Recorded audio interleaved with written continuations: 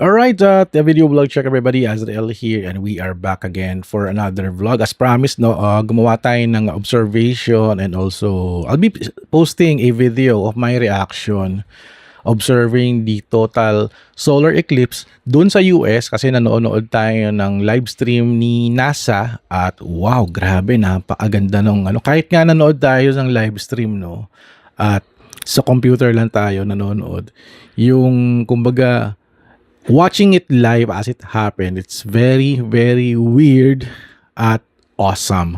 Napakagandang experience. Lalo na yung mga nasa US, no, na naka-experience nung totality ng solar eclipse. Grabe, nakita ko yung mga reaction nila, nasisigawan sila, nagpapalakpakan, tuwang-tuwa sila dahil dun sa event na yon. At hindi sila takot, hindi sila naniniwala sa mga pamahiin na yan. So, lahat sila nagsasaya, no? Sana tayo din next time ganun din, no? Na magsaya tayo. Let's celebrate this awesome astronomical event.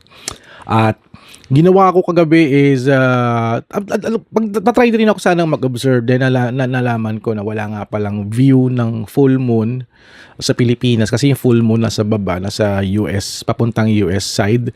So wala tayong nakitang full moon, pero may nakita ako sa labas ng bahay namin is parang may nagpapalipad lang drone sa gabi. So akala ko pa nga UFO pero nakita ko yung ilaw, it's a drone. So nakita niyo sa video, no. So yun is my first observation. Nanood tayo ng drone kagabi. And then at around 1 AM, nakamonitor na ako sa live na YouTube live stream ni NASA at doon. Pinakita in different unang-una nangyayari ng event sa Mexico at doon unang-una na yung total solar eclipse. Unang-una pinakita muna parang partial muna, din after that nag full total eclipse rin dan. And then after that, isa-isa na sa mga state sa US. Iba't iba yung schedule nila kasi as the planet moves around, also the moon and the sun, nakikita nila in different states. So maraming camera si NASA at saka mga correspondent reporting what is happening on each state sa US.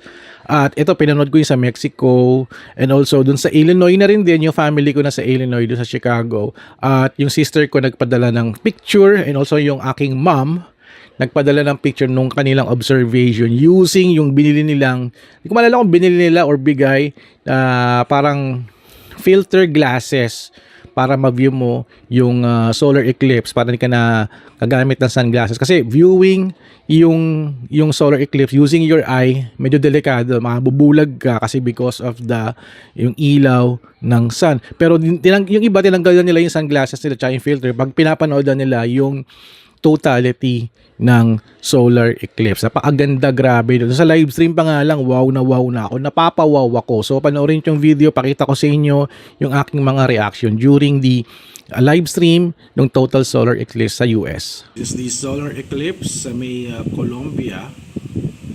Ayan. It's already around 12:23 AM here in the Philippines. Hindi na makita yung solar eclipse. So we have here a live stream that's live sa Mexico. Start na itong streaming ni NASA. That's the view of the eclipse. So hindi nakita yung hindi na siya kita. Sa Mexico pa rin yan. Pero yung sister ko nag-message na, sabi niya it's happening na raw. Wow, totality na. Oh my God. Wow. Kahit nanonood tayo ng live stream, grabe. So, parang saglit lang daw to, sabi nila or mga 4 minutes daw. Grabe, kitang-kita mo yung dito, yung parang init ng araw, parang nag-glow siya. Parang mga 4 minutes lang yata ito pero parang mahaba pa yata. Ayan na. I think nagbe-break away na yung moon yata.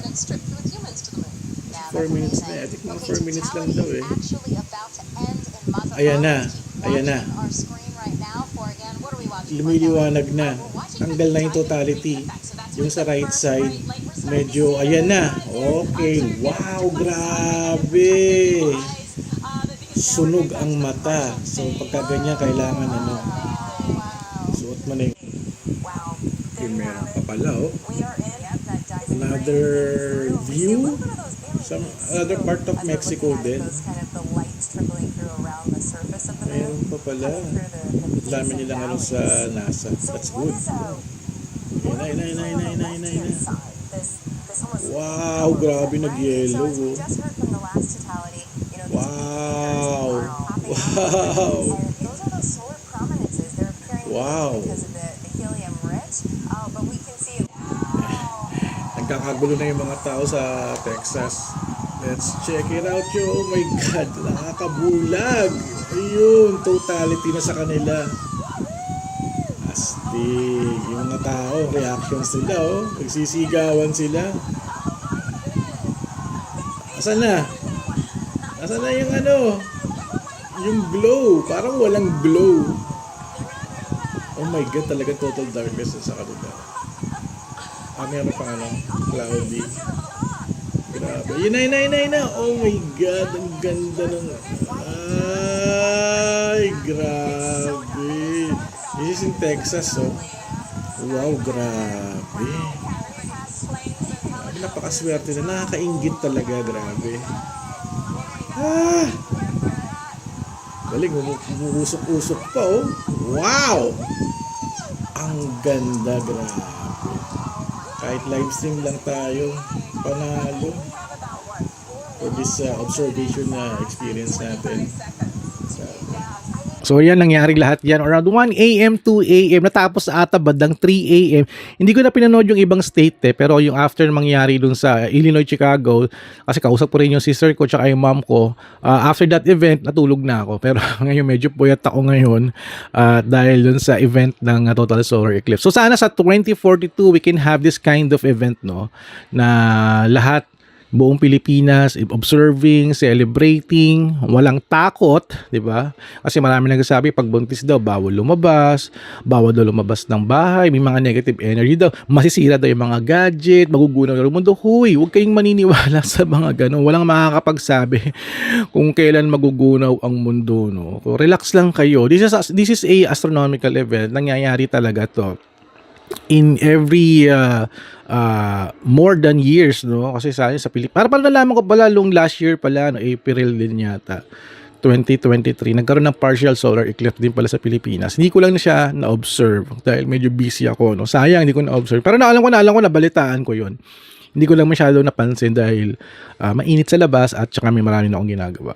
So I guess I'll end down my video here. Maraming salamat nga pala dun sa nood ng aking video. Naka 60,000 views na tayo doon at naka-earn ako ng 750 new followers. Grabe, maraming salamat for following.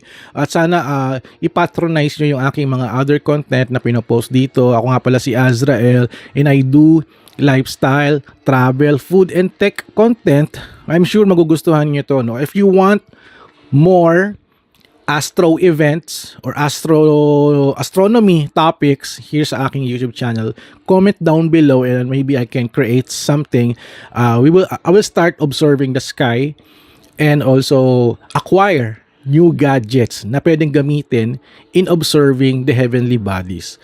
Alright, so that's it guys. Maraming salamat. Congratulations sa lahat sa mga nag-observe ng total solar eclipse. So kita-kita tayo next year. Hindi pala next year. Pag meron ulit na may astronomical event, and also sa 2042 sa Legazpi City, doon tayo manonood ng total solar eclipse. So sana mangyari na kagad siya.